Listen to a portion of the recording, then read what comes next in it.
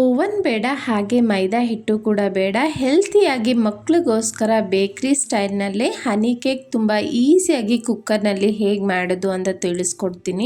ಎಷ್ಟು ಸಾಫ್ಟ್ ಆಗಿದೆ ಅಂತ ನೋಡ್ಬೋದು. ಟೇಸ್ಟು ಸಹ ಬೇಕ್ರಿಗಿಂತ ತುಂಬ ಚೆನ್ನಾಗಿ ಬರುತ್ತೆ. ಒಂದು ಸ್ವಲ್ಪ ಎಣ್ಣೆನ ಹಾಕ್ಕೊಂಡು ತಳಭಾಗ ಹಾಗೆ ಸುತ್ತಲೂ ಎಣ್ಣೆನ ಅಪ್ಲೈ ಮಾಡ್ಕೋಬೇಕು. ಈ ರೀತಿ ಕೈಯಿಂದ ಅಥವಾ ಬ್ರಷಿಂದ.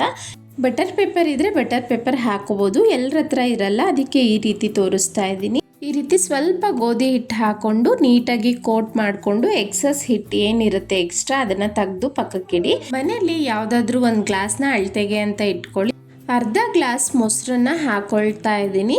1 ಗ್ಲಾಸ್ ಆಗುವಷ್ಟು ಸಕ್ಕರೆನ ಹಾಕೊಳ್ತಾ ಇದ್ದೀನಿ. ಸಕ್ಕರೆ ಕಂಪ್ಲೀಟಾಗಿ ಮೆಲ್ಟ್ ಆಗೋ ತನಕ ಈ ರೀತಿ ವಿಸ್ಕರ್ ಅಥವಾ ಸೌಟಿಂದ ಮಿಕ್ಸ್ ಮಾಡ್ಕೊಳ್ತಾ ಇರಿ.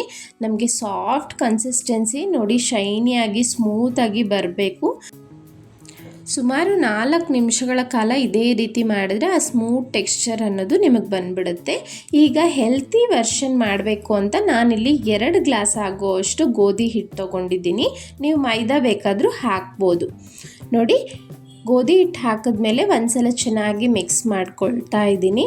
ಈಗ ಇದಕ್ಕೆ ಕಾಯಿಸಿ ಆರಿಸಿರೋ ಅಂಥ ಹಾಲು, ಬೆಚ್ಚಗಿರೋ ಹಾಲು ತೊಗೊಂಡ್ರೆ ಸಾಕು. ತುಂಬ ಬಿಸಿ ಇರಬಾರ್ದು, ತುಂಬ ಫ್ರಿಜ್ಜಿಂದ ತೆಗ್ದಿರೋ ಅಷ್ಟು ಕೋಲ್ಡ್ ಹಾಲು ಇರಬಾರ್ದು.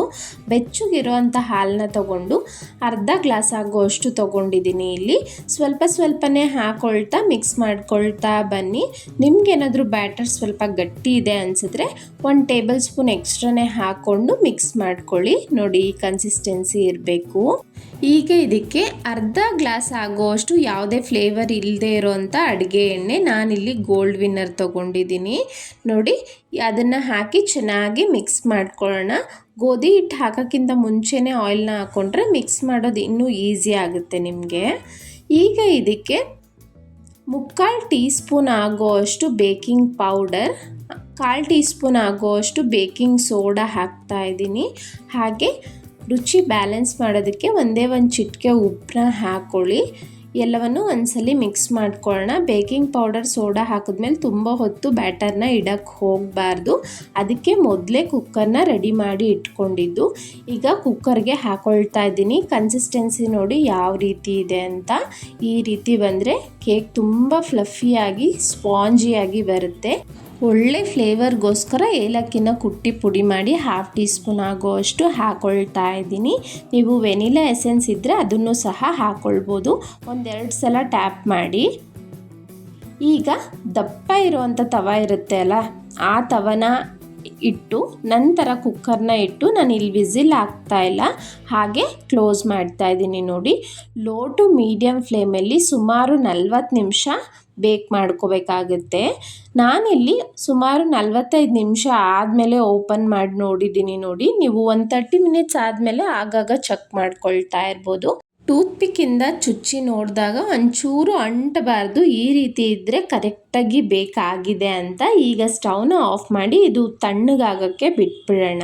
ಈಗ ಬೇಕ್ರಿ ಸ್ಟೈಲ್ನಲ್ಲಿ ಆಗಿರೋದ್ರಿಂದ ಶುಗರ್ ಸಿರಪ್ನ ಮಾಡ್ಕೊಳ್ತಾ ಇದ್ದೀನಿ. 1/4 ಗ್ಲಾಸಷ್ಟು ನೀರಿಗೆ 2 ಟೇಬಲ್ ಸ್ಪೂನ್ ಸಕ್ಕರೆ ಹಾಕಿ, ಸಕ್ಕರೆ ಜಸ್ಟ್ ಕರಗಿದ್ರೆ ಸಾಕು. 1-2 ನಿಮಿಷ ಕಂಪ್ಲೀಟಾಗಿ ಮೆಲ್ಟ್ ಆದಮೇಲೆ ಅರ್ಧ ಶುಗರ್ ಸಿರಪ್ನ ಪಕ್ಕಕ್ಕೆ ಎತ್ತಿಟ್ಕೊಂಡಿದ್ದೀನಿ. ಅದಕ್ಕೇ ಇಲ್ಲಿ ಫ್ರೂಟ್ ಜಾಮ್ ಬರುತ್ತಲ್ಲ, 1 ಟೇಬಲ್ ಸ್ಪೂನ್ ಫ್ರೂಟ್ ಜಾಮ್ ಹಾಕಿ ಈ ರೀತಿ ಶುಗರ್ ಸಿರಪಲ್ಲೇ ಮಿಕ್ಸ್ ಮಾಡಿಕೊಂಡ್ರೆ ಆ ಬಿಸಿಗೇ ಕರಗೋಗಿರುತ್ತೆ. ನೋಡಿ, ಹನಿ ಕೇಕಿಗೆ ಎಲ್ಲ ಥಿಂಗ್ಸು ರೆಡಿ ಇದೆ. ಈ ಕಡೆ ಕೇಕು ಸಹ ಕಂಪ್ಲೀಟ್ ಆರಿರಬೇಕು. ನೋಡಿ, ಚಾಕುಲ್ ಜಸ್ಟ್ ಈ ರೀತಿ ಮಾಡಿದ್ರೆ ತುಂಬ ಚೆನ್ನಾಗಿ ಡಿಮೋಲ್ಡ್ ಆಗುತ್ತೆ. ತುಂಬಾ ಸ್ಪಾಂಜಿಯಾಗಿ ತುಂಬ ಚೆನ್ನಾಗಿ ಬಂದಿತ್ತು. ಎಗ್ ಹಾಕ್ತಾ ಇದ್ರು ಎಷ್ಟು ಸಾಫ್ಟಾಗಿ ಬಂದಿದೆ ಅಂತ ನೀವು ನೋಡ್ಬೋದು.